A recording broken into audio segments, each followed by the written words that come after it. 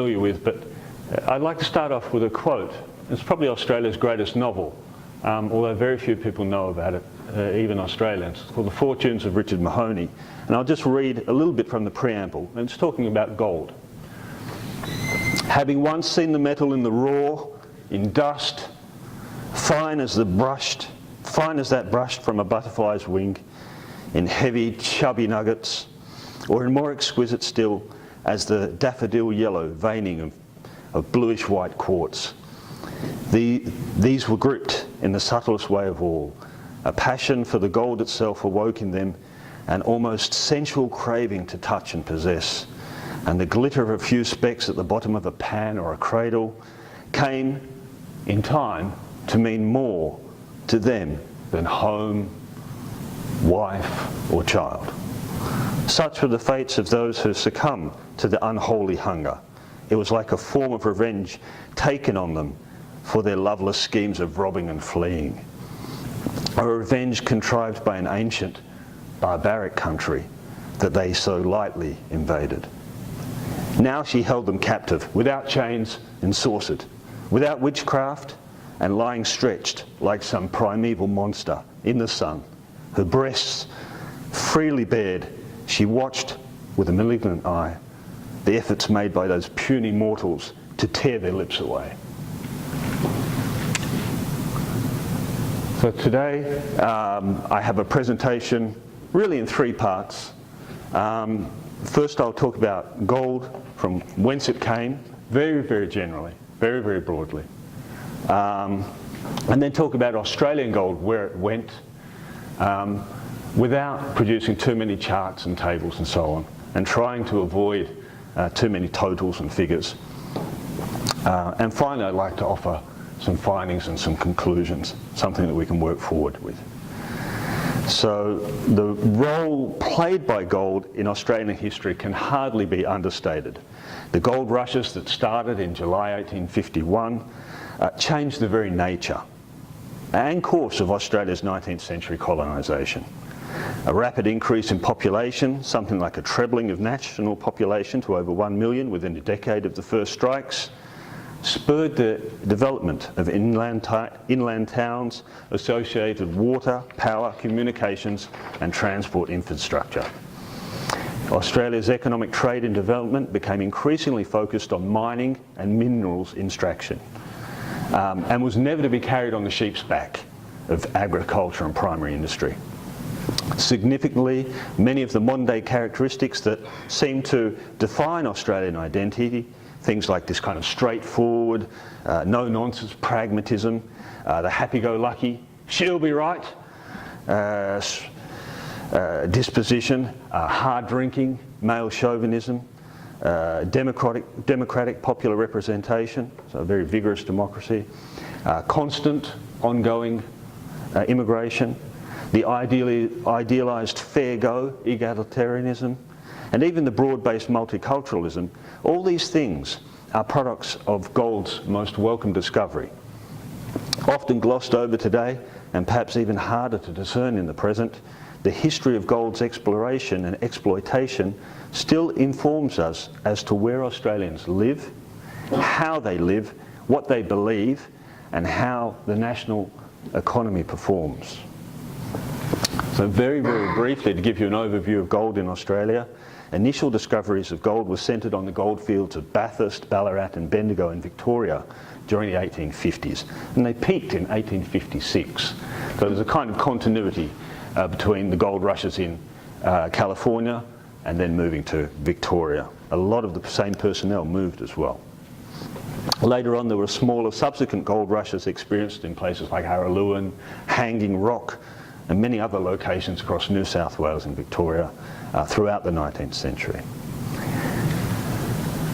Moving from the wilds of southwest China, moving into this area here of southwestern Australia, the goldfields of Coolgardie, Kalgoorlie and Boulder, these were the greatest finds. Indeed, enormous concentrations of alluvial gold, often visible as nuggets on the surface of the fields around Kalgoorlie, sparked a real gold fever for almost a decade, from 1892 until 1899. The population of Western Australia, which is where I'm from, consequently increased from just under 50,000 in 1891 to almost 185,000 by 1901. So simply put, the discovery of gold was transforming the socio-economic foundations of Australia. When we talk about Australia, we must remember that at that time, Australia was a collection of British colonies and territories, and the British government was very quick to notice that the discovery of gold, indeed the whole kind of gold rush phenomenon, was bringing immense wealth to its colonies. Critically, the British Treasury recognised that Australian precious metals could be refined and minted as British currency, thus serving the kind of wider prerogatives of the British Empire. And so they promptly established the Sydney Mint in 1855 as a branch of the Royal Mint at Tower Hill in London. Sydney at that time was the capital of New South Wales. In many ways still is like the capital of Australia. And at that time it was Australia's largest city and also its largest port. Colonial rivalries, however, eventually kind of dictated that they had to do something else. And the gold, we just mentioned that the earliest gold fields were actually in Victoria. So Melbourne had a mint established in 1872, and the Perth Mint was established much later in 1899 to meet West Australian demands by their producers. So these three branches of the Royal Mint operated as British institutions. They had the same rights, duties and privileges as their parent mint in London. And remarkably, the Australian branches of the Royal Mint would remain under the jurisdiction of the Royal Mint and British Treasury until 1926 for the Sydney Mint, 1968 for the Melbourne Mint, and 1970 for the Perth Mint. So Australia becomes an independent nation. It's federated in 1901, but British Treasury still has its mint operating in Perth until 1970. All official trade in Australian gold during the 1903 to 1945 period covered here was conducted at one of these three mints. And each branch of the Royal Mint kept its own independent records, and they would periodically send reports back to London and sometimes ask for advice or request people or materials or technologies. So this information we have in London, collating the material from these three mints, is the only way that we can get a picture of what they did. So that's the data that I'm using here, or that's where I'm working from. So that kind of tells you too that the role played by Australian gold is really important in British imperial history. So it's much more than a national history that we're looking at here. Finally, any kind of overview of Australian gold production, or the kind of whence it came part of the title in this period, must note that something like 2/3 of Australian gold came from West Australian producers, with production historically centred underground in the Golden Mile between Kalgoorlie and Boulder. While gold mines were found right across Australia at that time, the last major gold rushes were in Victoria in the early 1900s. Most Australian mines were becoming too deep to become commercially viable, or to remain commercially viable, and that's principally owing to pumping costs. The outbreak of the First World War caused an empire-wide suspension of the gold standard, prohibited all gold exports, and starved gold mines of their labour. And it's interesting, in Australia right now we're commemorating the First World War, and we've just had a national day to think about the soldiers who fought there. And it's interesting, the term they use for Australian soldiers is diggers. And that, of course, goes back to the diggers I was talking about in the introduction. Gold diggers, yeah. So I guess I could say a lot more about that, but anyway, yeah. From the 1920s and 30s, it was a period distinguished by experimental and fundamental monetary reform, probably symbolised most pointedly by the abandonment of the gold standard. And of course now we think of the 1920s and 30s as an era of financial panic, general economic depression, and the recommencement of war in Europe. In Australia at that time, only the most profitable mines, like those on the legendary Golden Mile, only those kinds of really heavily capitalised operations were able to stay in continuous operation. Surprisingly though, Australia's three mints were not totally reliant on Australian mined ores and concentrates for their operations, and they continually sourced gold from all over the world. So if I was to leave the presentation here, the kind of whence it came question, I would be deceiving you. Australia also imported quite a lot of gold. So having briefly outlined Australia's historical gold production credentials, you know, we must clarify that Australian mints also accepted or purchased gold from all corners of the world, in addition to refining Australian mined gold. And these acceptances are recorded as gold imports in specie or bullion. So it becomes a little bit bipolar. We're talking about specie or bullion throughout this presentation. And bullion imports are further classified as being gold mats, ores, concentrate, or refined mint bullion. That is, foreign gold was accepted in almost any form, providing its purity could be assayed. In practice, bullion very rarely arrived at the Australian mints as refined mint bullion, unless it was provided for specific minting purposes. Most often it had been partially refined by prospectors or producers, and thus it was unsuited for immediate bank or monetary or even commercial use. In the same way, any gold coin, regardless of its condition or nominal monetary value, would be purchased by Australian mints on the basis of its gold content. Consequently, not all specie and bullion sold by Australian mints was Australian mined gold, as explicitly recognised in all the Australian gold records of the period.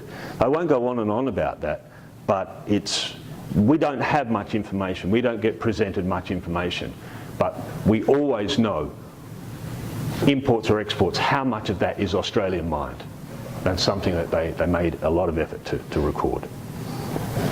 Okay, so where did Australian mints import gold from? So turning first to specie, it's immediately apparent from mint records that New Zealand was the principal source of imports. Papua, at that time it was technically a British territory administered by Australia, and New Guinea, which was a German territory, later captured by Australia and then administered by Australia. Under the League of Nations. Anyway, Papua New Guinea, and also many islands of the Pacific, Hawaii, New Caledonia, the New Hebrides, the South Sea Islands and the Marshall Islands were also steady sources of imported specie.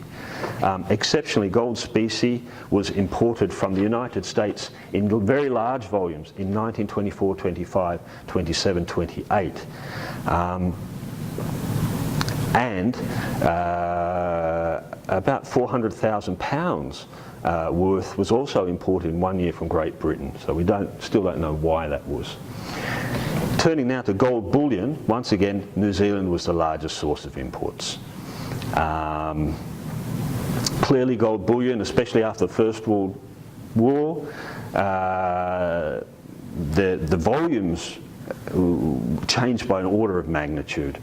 But Papua and New Guinean gold imports are significant, and also £5.4 million worth of bullion was imported from the United States,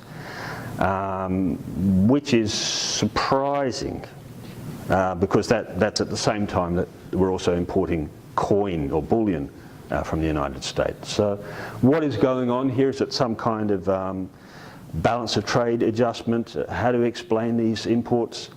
That's very difficult. Given the limited information we have available to us at present, it seems likely that it was lucrative to sell gold bullion to Australian mints in that 1924-25 period, because 99% of all US bullion imports happened in that one year, and perhaps in just one single transaction.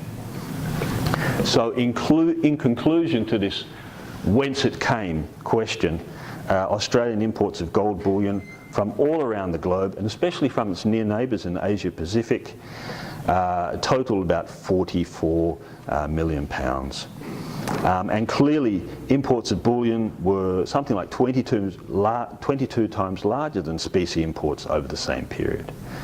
But you know, talking about the statistics, you know, the famous saying, there are three kinds of liars: liars, damned liars, and statisticians.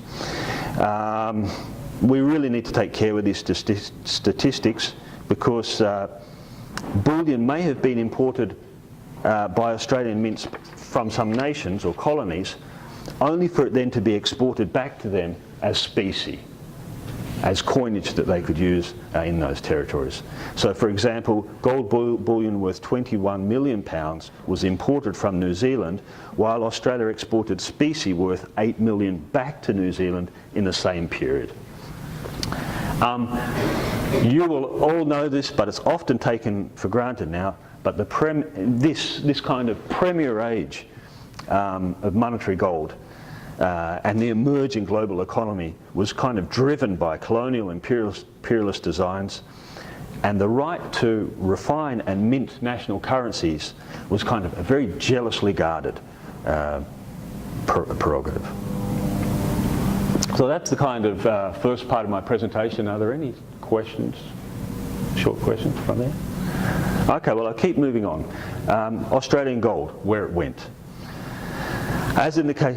Can I just ask, did they use amalgamation for gold in Australia? The chlorination process was more commonly used. Yeah. Australian gold, where it went. As in the case of imports, Australian gold exports were essentially in the form of either specie or bullion. The Australian mints, which controlled all official or legal trade in gold, however, were established to mint British coins. So that was their function. As branches of the Royal Mint, the production of gold specie was at the very heart of their mission. And so for this purpose alone, the bulk of gold mined in Australia was refined as 22 carat alloy and minted as British sovereigns, £1 sterling. And if it had to be done, as half sovereign gold specie. From the British Treasury's perspective, freshly minted sovereigns were thought to be the ideal medium of exchange, suitable both for public use but also for storage in monetary reserves. And accordingly, all sovereigns and half sovereigns, despite being mined, refined, minted and issued in Australia, they were for all intents and purposes identical in nation to every other sovereign or half sovereign struck by other branches of the Royal Mint established across the British Empire. So the almost complete withdrawal of gold coinage from circulation in Britain during the 1914-1918 war precipitated a kind of winding down in the minting of sovereigns, a winding down in the stockpiling of sovereigns. So at that time, many Australian mining towns too just disappeared. Moreover, the subsequent collapse of the reconstituted British gold standard in 1931 signalled a watershed moment in monetary history. Thenceforth, the social meaning and function of gold coinage was directly brought into question, and for a brief moment, gold almost traded as just another commodity, which no longer needed to be minted. But I have to be careful, I don't want to get ahead of myself there. So the earliest records of Australian mints indicate that they enjoyed robust sales of gold specie, punctuated by distinct production lulls, until about 1932-33. Ceylon, one of the great trading ports of the British Empire, was the destination for the largest specie exports in the years before the First World War. So in 1904, 1911, 1912, massive sums, around about £7 million were exported in all of those years. Interestingly, in 1908, £5 million worth of specie was exported to Germany, but no other exports in the pre-First World War period rivaled those to Ceylon. And in the case of Ceylon, all shipping that connected Australia to India and Britain came on this route here from Fremantle to Colombo. So all Australian gold left on that route. From Colombo, the gold could easily be reconsigned to London or Calcutta or Bombay or Shanghai or elsewhere. So gold movements between Australia, India and Britain, therefore, were often routed through third parties in Ceylon, especially if specie or bullion needed to be supplied quickly. So I'll only give you one example, but for example, the Bank of England was able to ship gold to India or to the Indian Office's Special Gold Reserve, which was kept in London, simply by purchasing and redirecting Australian specie bound for London. I guess the final point would be that the magnitude of Australian gold exported to Ceylon and to lesser extents other Asian entrepots is thus indicative of gold being used for multilateral rather than bilateral trade purposes. That is, gold specie and bullion was being exported to some destinations only for it to be traded and then kind of reconsigned, often for imperial purposes, to third parties. So seen in this light, the discovery of gold in Australia was a great windfall for the British Empire. Imperial demands for gold could be met without recourse to gold assets in London. Moreover, Australian production channeled through these three colonial branches of the Royal Mint were able to supply gold in almost any form, from ores or mats or bullion to freshly minted British sovereigns. Those demands pertaining to India, and this is at a time when the Raj encompassed the whole of South Asia, so the equivalent of 4, 5, 6 countries today, was especially important as historically British trade deficits with Europe and America were balanced by India's trade surpluses in the world economy. And these surpluses served to keep the overarching British imperial economy both solvent and profitable. Significantly, the Indian Ocean gold trade shipped huge amounts of gold until July 1915, when the British Treasury enforced the pre-war gold price by effectively suspending the very lucrative Australian gold exports to the premium markets of Asia. The United States, Ceylon and Britain are the main players. These exports are probably best understood in the context of Britain's imperial gold trade. So in the period under investigation here, more than 2/3 of world gold production took place within the British Empire. That is South Africa, North and South Rhodesia, India, Canada and Australia. And consequently, the largest part of the international gold trade often took place inside the British Empire. So in this light, approximately 71% of Australia's gold specie exports were internal to the empire. So if you just look at the pie chart, it doesn't really matter how well you read it at all. You can see that from here to here, so almost from 12 o'clock to, let's say, 8:30 or something like that. All this part in here was internal, intra-British.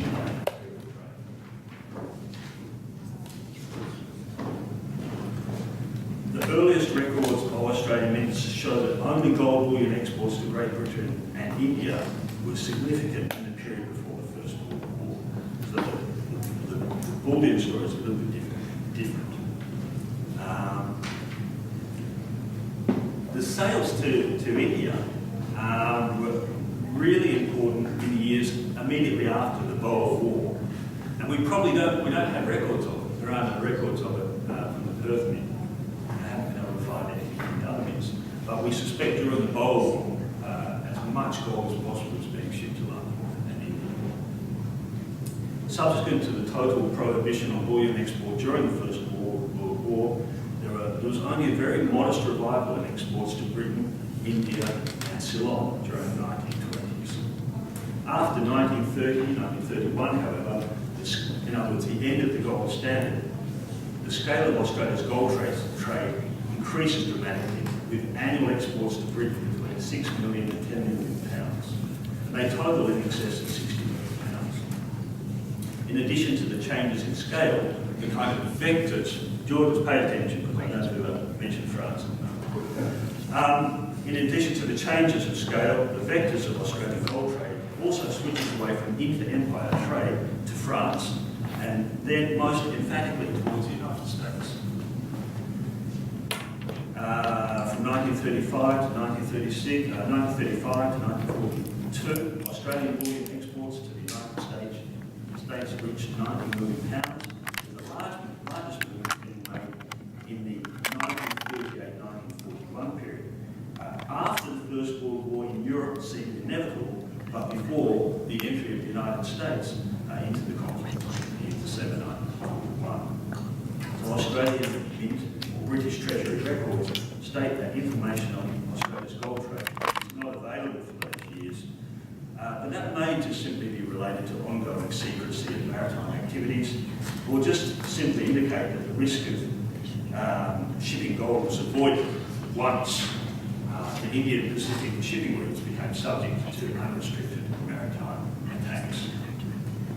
Finally,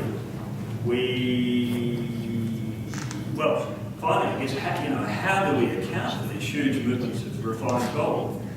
Is it simply a matter of Australian gold being exported in the greatest quantities to those places where it could realise its highest prices? In other words, going to the London market or to the United States when the statutory price of gold is higher? Are there kind of larger geopolitical contexts that we're missing? Was gold kind of stored at the strategically vulnerable Perth Mint?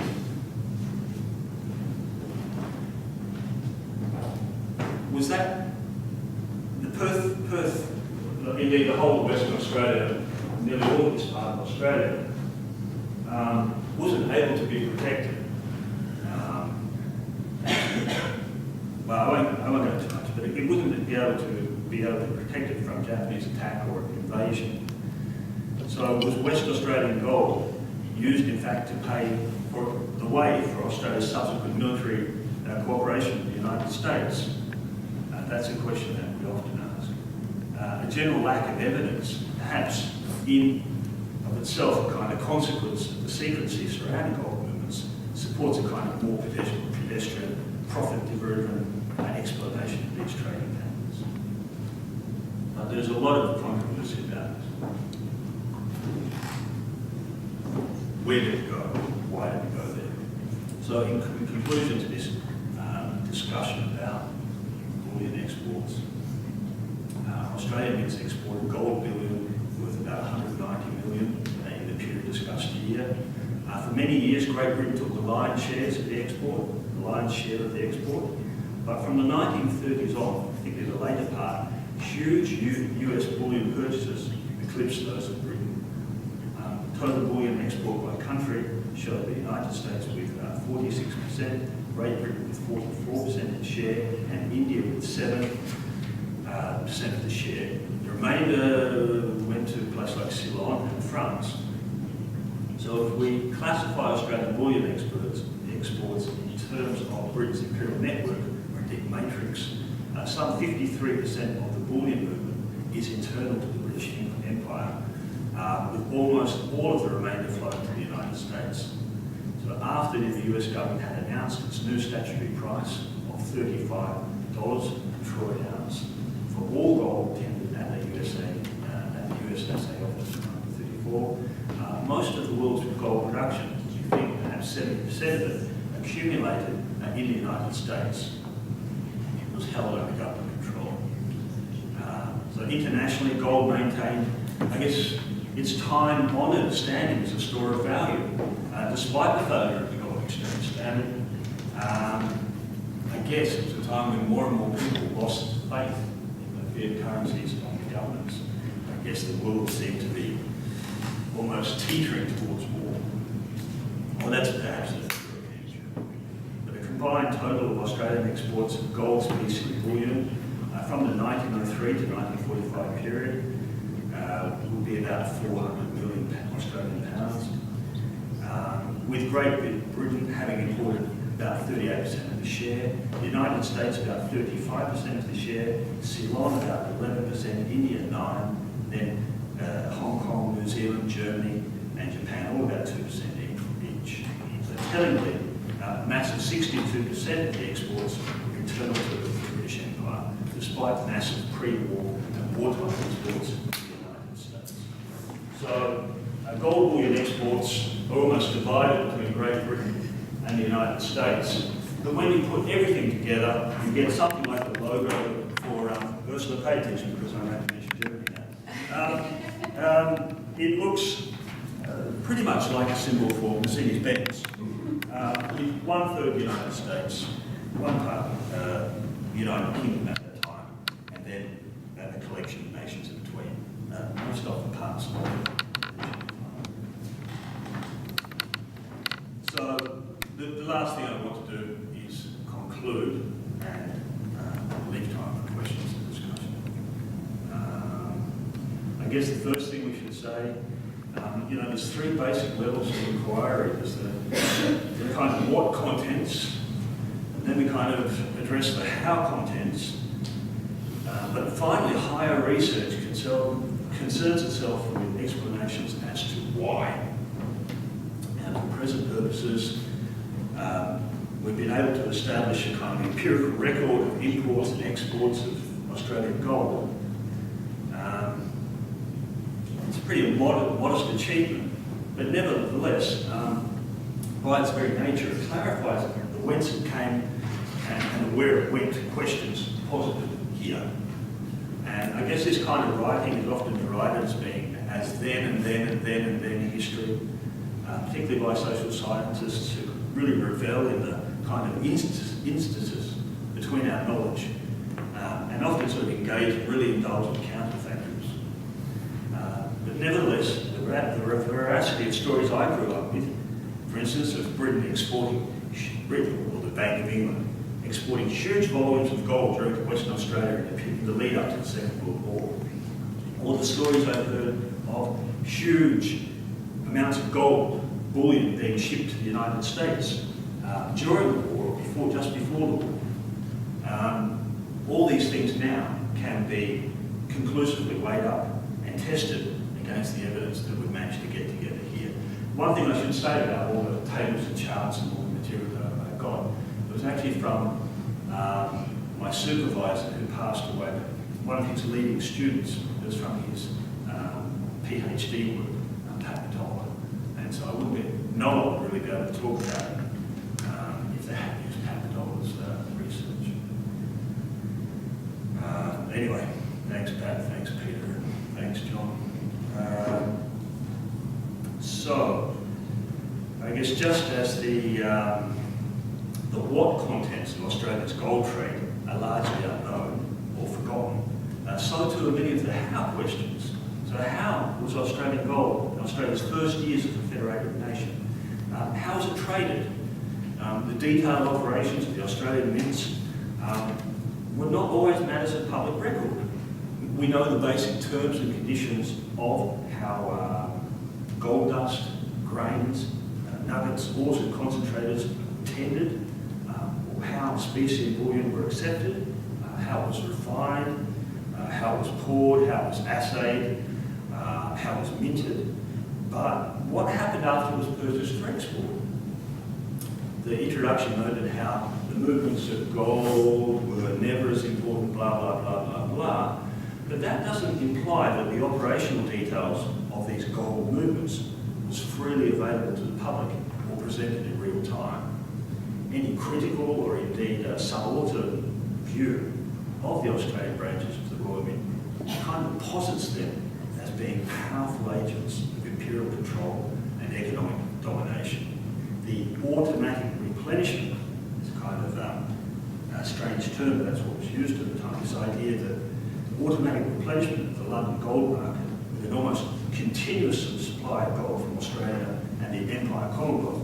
And I say that because it's not just South African gold. From Canada all the way across to New Zealand and even islands in the Pacific, all this gold has been channeled into London. All that was vital to maintaining Britain's standing in world trade and finance. Now, a kind of enlightened, top-down British Treasury view would probably present a different story. They'd probably say that the Royal Mint, particularly its colonial branches was simply providing essential public services, ranging from their acceptances of unrefined gold to their minting of national currencies at very low costs to the public. Indeed, the costs and fees and charges of the Royal Mints extended from the basic 0.25% deduction for commission and minting charges, by today's standards, seem ridiculously low.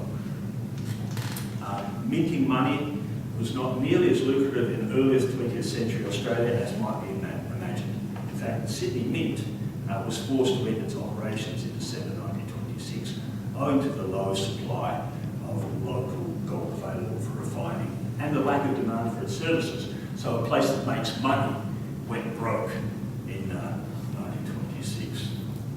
So consequently, from 1927 onwards, Australian gold exports were shipped from either Fremantle in Western Australia or Port Melbourne in Victoria. It's most likely, therefore, that the bulk of Australian gold exports to the United States were shipped from Fremantle to San Francisco, a sailing distance of over 15,000 kilometres, or nearly 9,000 miles. And I'm not really sure, it may even be more, because if you think of Fremantle, you're coming out from the Indian Ocean, and you're in the Southern Ocean, and you have to go nice and low below New Zealand, and then here we are, and then somehow you have to traverse usually only go this way to San Francisco. So I'm not a ship's captain, but it's a long way. Mind you, let's be honest, from Fremantle to London, that's another 10,000 miles as well. So anyway, having, overcome some statistical shortcomings, we must acknowledge that we still know very little. Well, actually, it's really, I must acknowledge that I know very little about who brought or sold Australian gold and how they did it. Much of the trade seems to have taken place at a national level, with elite commercial and central banking boards representing countries, and with large transactions being conducted and supervised from the Royal Mint and Treasury authorities in London. These nation-to-nation trades were often very sensitive and confidential state secrets. And we shouldn't necessarily see anything evil or devious in all this. If you ever go online, you know what I'm talking in the blogosphere, it's always seen in the most evil terms. Large gold movements use secrecy and deception as a part of a raft of security measures needed to complete international transactions. What I found in Japan is that imports would be announced to the public, but exports were never commented on. So typically, significant exports of gold left under mint guard in wooden specie boxes containing 5,000 sovereigns each, or in export boxes containing 4 London good delivery bars, each weighing 400 troy ounces. So we have to think, in present prices, just one export box would be worth about $2 million today. So these mint deliveries did not stop until they actually reached the port moorings of the designated ship. And from the dock side, it was immediately loaded into the soon-to-be departing ship's strong room, with paperwork concluded in good order by the ship's captain and officers, who were required by regulations to be present. And the British took this very, very seriously. Often, not just the captain, but the first and second officers would be dismissed for not welcoming gold on board the ship. Aircraft for flying ship services were available from the 1930s, but I haven't been able to find any reliable, credible evidence that large amounts of gold left Australia on aircraft. Well, I suspect that happens now, but it's not something I can really comment on here. Clearly, there's tremendous scope for further investigations into the kind of how questions of the Australian gold trade, not in terms of just like transport history, but also to better understand the operations of Australian mints. And in particular, what I'm interested in is their duties and obligations to their parent, Royal Mint in London, the British Treasury. The last part, we talked about questions in being three natures. The very hardest, the most problematic level of inquiry relates to the explanation as to why the Australian branches of the Royal Mint operated the way in which they did. Of course, commercial transactions often involve two or more parties, but our empirical knowledge of these imports and exports is fundamentally limited to year or financial year, the client country, specie or bullion, and the transactions valued in sterling or Australian pounds. Sometimes weights were provided. What was always provided was whether the gold was Australian gold or mined from somewhere else. Only monetary values are accurate. And so if you ask, why did Australia import, 5 million pounds in bullion from the United States in 1924-25, or more generally, for some kind of explanations of big exports to London in the 1930s, or indeed these kind of massive pre-war and wartime bullion exports to the United States, we can only acknowledge that the ways and means to answer these questions about the international gold trade is kind of limited. Clearly, much more work needs to be done. But I don't want to finish on that kind of downer, I don't know, I can't do any more note. So we probably I need to really sort of wrap up with conclusion and consider, what we have in our work.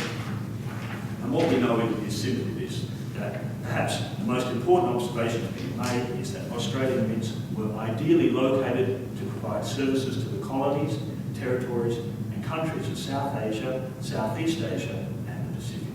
The ports of Sydney, Melbourne and Perth or Fremantle were much closer to Asia than the ports available from the Royal Mint or the branches of the Royal Mint in Ottawa or from 1923 onwards in Pretoria.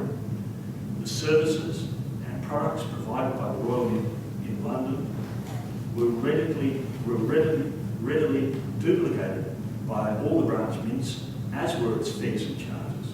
So from an Asian Pacific perspective, the merits of buying gold in London had to be weighted up against increases in shipping costs, transit times, bank interest losses during deposits, and also insurance costs. Australian mints could supply the very same species of bullion with much lower associated costs. That said, it would be a mistake to see the Australian mints as being in competition with their London parent. The British government's momentous decision to suspend, return to, and then resuspend the gold standard, and the successive reorganisations of the London gold market in 1919, 1925, and 1931, these decisions entailed also kind of punctuated and shaped Australia's gold trade in the 1903-1945 period under examination here. And this is a book that Stockton's favourite sons, certainly one of Stockton's most gifted sons, Mark David Fensler, and I've been working on. And it's entitled Central Banks and Gold. And we're talking about how connections between the central banks, basically, not just the central banks, but Tokyo, London, New York, and how those kind of financial connections change the world. And here I talked about Australian gold trade. There we talk on a much more kind of global scale, particularly between Asia, Europe, and the United States. My earlier studies on the gold trade between Japan and Australia, they also suggest that the Royal Mint's basic operational kind of division of labour could be arranged with knowledge and assistance of the Royal Mint, the Treasury, and sometimes even the British government itself.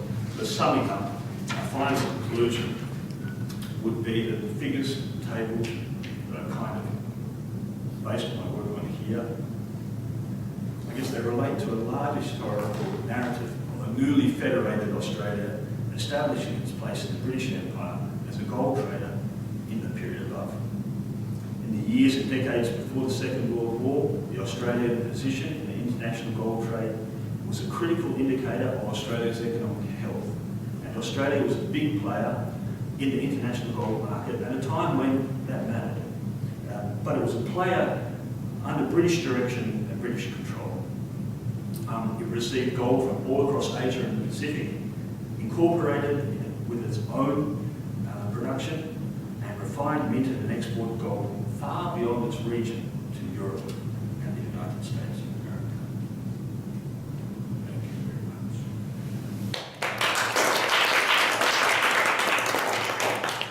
Incidentally, I'll just mention that even today, it's harder to collate the information, but even today, Australian gold, the bulk of it goes through between 40 and 50% is exported straight to London to be sold on the bullion market and such.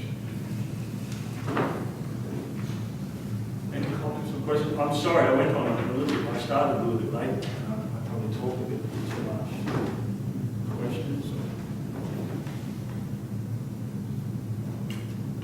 I bored you to sleep. I'm sorry.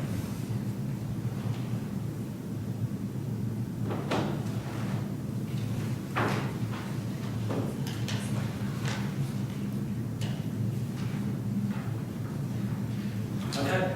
Well, thank you very much. Simon, could I just ask one question? Yeah.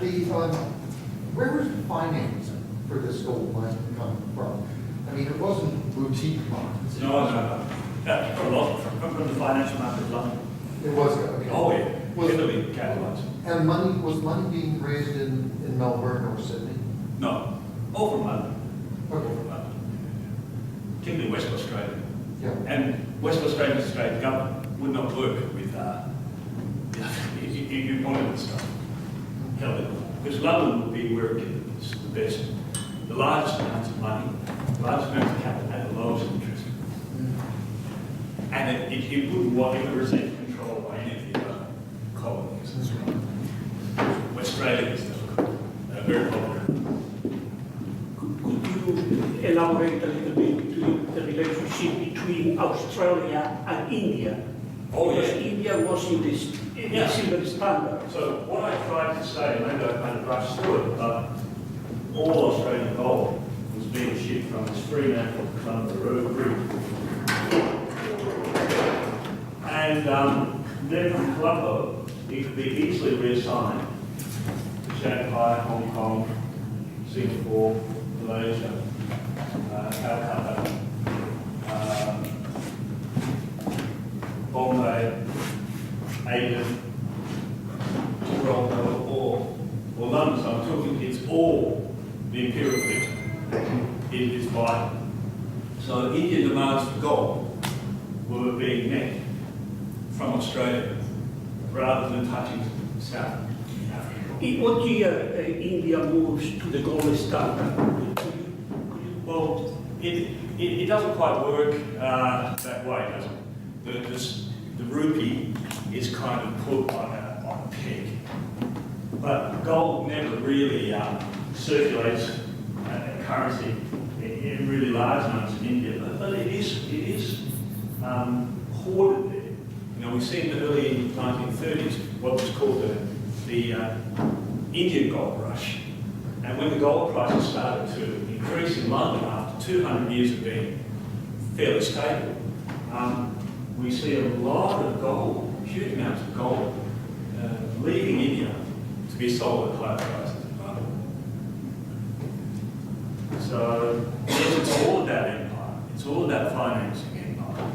And there's not many Australians, and there's lots of Indians. So meeting those kinds of internal demands is really important. But like I tried to say, the India office, which controlled India, it had its own gold standard reserve. But that wasn't kept in India or administered by Indians. That was in London. Yeah.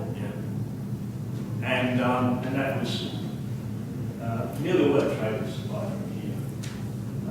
And, you know, obviously Sri Lanka too, Ceylon, the tea trade was huge and stuff like that. And a lot of people looked at the figures previously and they said, oh, it's all about tea, you know, all this gold's going there to buy tea. Now, Australians love their tea, but we didn't buy that much tea.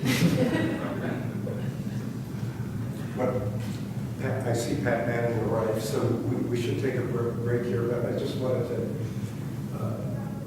mention that when the numbers that you showed and the percentages going to India and so forth, I use the terminology end markets. not where did it go to, where did it end up, right? And so even though we have these proportions and numbers, that doesn't say that, I mean, maybe a lot of it ended up in Germany, or maybe it ended up, someplace else. And so these export-import numbers and figures sometimes can be extraordinarily misleading. Yes, yes. So we talk about gold movements, but it's very much about flows. And Mark mentioned, this is what we've worked on here. This coil is publishing it soon, which by that I mean probably after summer. So hopefully this year we'll present that. And that really provides a larger context, because the Australian gold gets to London and it's being sold to. So we have these huge flows, particularly in the 1930s, as Europeans are getting rid of their gold and it's flowing across the Atlantic. So it's, and you know, the huge irony that Keynes first pointed out, you know, the huge amount of labour and capital that went into getting these flecks of gold dirt, little bits of ores and concentrate, deep out of the ground, to refine them, to mint them, all for it ultimately to be stored underground here in the United States.